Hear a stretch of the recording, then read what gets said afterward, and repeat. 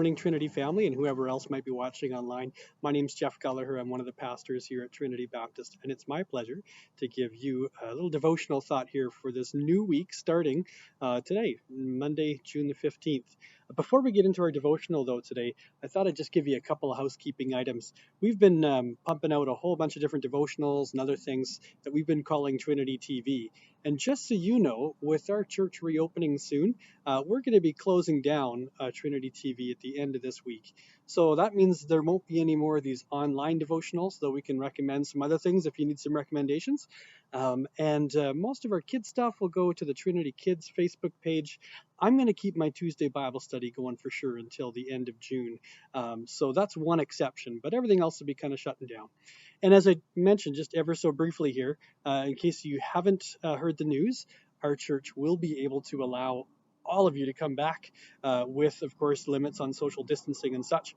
But we're going to be going live with in-person services starting this coming Sunday. We have lots of details to communicate about that. I won't communicate them here. We'll let that happen, I think, probably around midweek or so. We'll give you some very precise instructions on how we can go about this safely to fulfill all the requirements from Alberta Health, but also to ensure your own health and safety. But probably because I'm a little pumped up about all that, I want to just let you know that today's theme is something that I would kind of say like the wait is almost over. We're almost there. So a little bit of words here from Romans chapter 1, verses 11 and 12. This is the Apostle Paul writing to the church in Rome, and he says this: I long to see you so that I may impart to you some spiritual gift to make you strong. That is, that you and I may be mutually encouraged by each other's faith. Now, maybe just a little bit of background here about Paul, and then we'll apply it to us.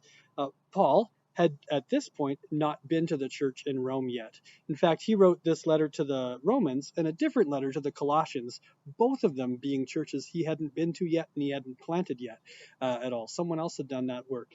But he really wanted to be with them. Now, of course, Paul, when he writes this letter, especially as we read on with it, you get the impression that Paul thinks he's just going to be able to go to Rome quite easily someday, quite conventionally. And we all know, if you've read the book of Acts, that it sure didn't happen conventionally. He got there eventually, but under lock and key as a prisoner, of course.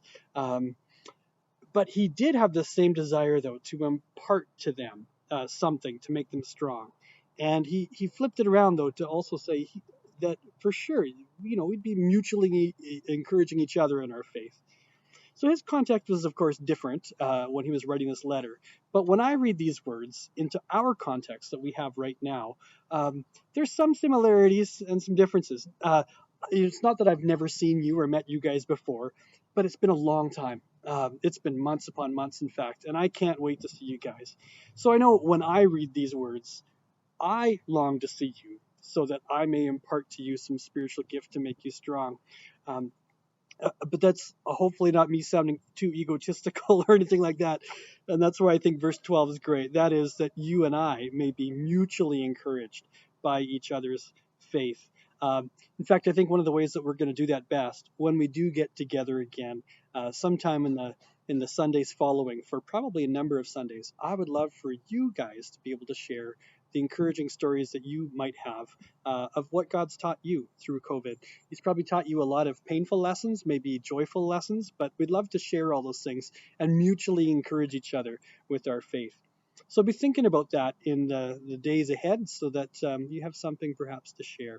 In the meantime, let's be praying for each other this week and the various needs of the people that you know of in our congregation. I'll be doing the same. And let's have a good rest of the week here together online with our Trinity TV and everything else. And we hope to see you soon if you're able to join us this coming Sunday. Thanks so much.